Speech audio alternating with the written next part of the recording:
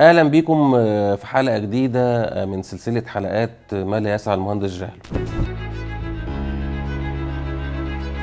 اليوم احنا بنتكلم في موضوع اسمه اجيال المهندسين. طبعا الاسم ممكن يكون غريب شويه، بس لازم تكون عارف ان انت اكيد انت بتنتمي لاحدى هذه الاجيال اللي هي في الاساس مرتبطه بالثورات الصناعيه. في حلقه سابقه احنا اتكلمنا فيها عن الثورات الصناعيه، وعرفنا ان احنا عندنا 4 ثورات صناعيه، كل ثوره من دول مرتبطه بجيل من اجيال المهندسين.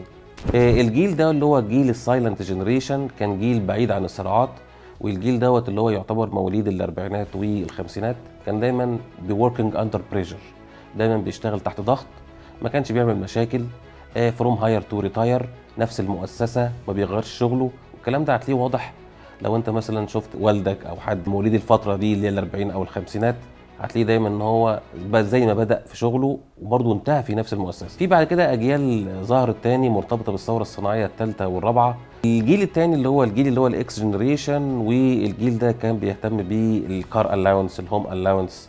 الجيل دوت اللي هو شاف الانترنت، او هو شاف الثوره الصناعيه الثالثه للروبوتكس والسيمي كوندكتور، الطفره دي ترتبط بهذا الجيل. في بقى الجيل اللي احنا هو عم مشاكل، اللي هو الجيل بتاع الزي جنريشن، وده الجيل اللي هو مواليد اواخر التسعينات واوائل الالفينات.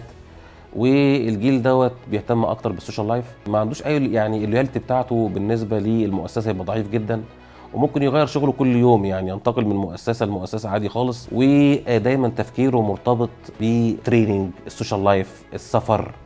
ودايما يقول لك احنا بنشتغل ليرن نوت تو ايرن، فدايما السالاريز والحاجات دي مش هي الاساسي عنده، بيكون مهم عنده هو السوشيال لايف، وبيكون مهم عنده ان هو يعيش حياه معينه. الزي جنريشن بيهتم اكتر بالسوشيال لايف، بيهتم اكتر بموضوع التريننج، موضوع السفر، واللويالتي بتاعته بتكون قليله بالنسبه للشركات. عشان كده دايما بتلاقيهم ان هو ممكن ينتقل من شركه لشركه. زائد ان الزي جنريشن دايما مرتبط بالديتا، ودايما بياخد اراءه وافكاره من مصادر متعدده، مش زي الاكس جنريشن اللي هو كان المصادر بتاعته مصادر واحده محدوده. اما الزي جنريشن مصادره متعدده، ممكن ياخد من السوشيال ميديا، ممكن ياخد من قراءات، لان العالم بالنسبه له عالم مفتوح، وكميه الداتا اللي حواليه كميه كبيره. لو انت استفدت من المعلومه دي وعرفت انت من اي جنريشن، وهل فعلا الصفات دي بتنطبق عليك، اكتب لنا في الكومنتس وقول لنا انت من اي جنريشن، وهل الكلام ده بينطبق عليك شخصيا ولا لا. لو انت استفدت